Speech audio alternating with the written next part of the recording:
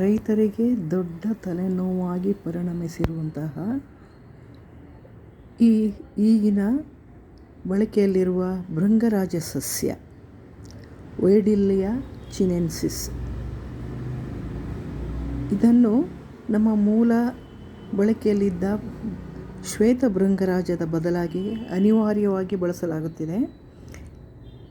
ಇದು ಎಷ್ಟು ಇನ್ವ್ಯಾಸಿವ್ ಅಂದರೆ ಪ್ರತಿಯೊಂದು ಗಿಡವನ್ನು ಕೂಡ ಆವರಿಸಿಕೊಳ್ಳುತ್ತೆ.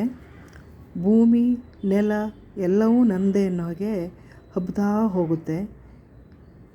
ಇದರ ಹರಡುವಿಕೆ ಹೇಗಿರುತ್ತೆ ಅಂದರೆ ಮೊದಲಲ್ಲಿದ್ದಂತಹ ಒಂದಲಗವಾಗಲಿ ಅಥವಾ ಶ್ವೇತ ಭೃಂಗರಾಜವಾಗಲಿ ಯಾವುದೂ ಇಲ್ಲಿ ಕಾಣೋದಿಲ್ಲ.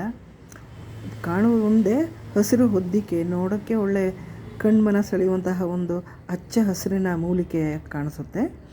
ಬಟ್ ಇದರ ಒಡಲು ಎಷ್ಟು ಸ್ಟ್ರಾಂಗ್ ಆಗಿದೆ ಅಂದರೆ ಇದು ಹತ್ತಿರ ಅದು ಹೋದಾಗಲೇ ನಮ್ಗೆ ಅದು ಗೊತ್ತಾಗುವಂಥದ್ದು ಇದು ಒಂದೇ ಮೂಲಿಕೆ ಇರೋದು, ಇನ್ಯಾವುದನ್ನು ಇದು ಬೆಳೆಯೋಕ್ಕೆ ಬಿಡ್ತಾ ಇಲ್ಲ ಅಂತ. ಎಲ್ಲ ಗಿಡಗಳ ಗೊಬ್ಬರವನ್ನು ಇದೇ ನುಂಗುತ್ತೆ.